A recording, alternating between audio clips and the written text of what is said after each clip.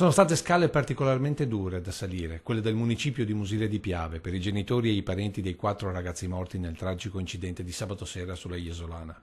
Il tricolore a mezz'asta li ha attesi oggi alle 11 per la riunione operativa in vista dei funerali di giovedì mattina.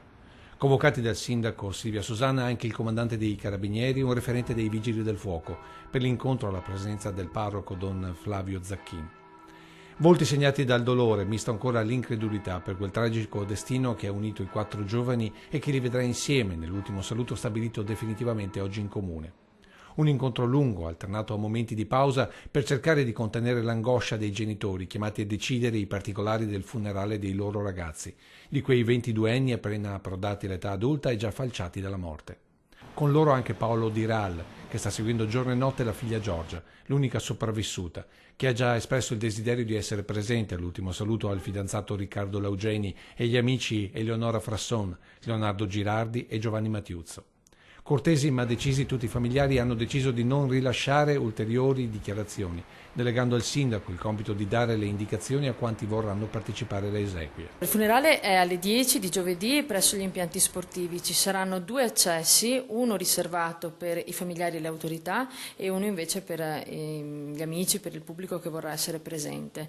Ci sarà comunque molto personale che aiuterà le persone a trovare la giusta via e ci saranno anche le indicazioni per i parcheggi e per come muoversi poi all'interno della struttura. I ragazzi partiranno da Jesolo alle 9:30 e quindi saranno qua indicativamente per le 10, forse qualche minuto prima.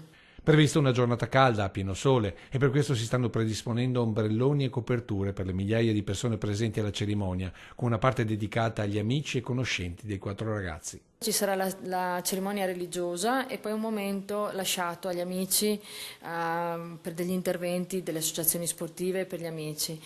Poi solo i familiari stretti o comunque le persone che i familiari intenderanno indicarci potranno proseguire per il cimitero. Un addio alla presenza del governatore Luca Zaia a testimoniare quanto questa vicenda abbia toccato i veneti.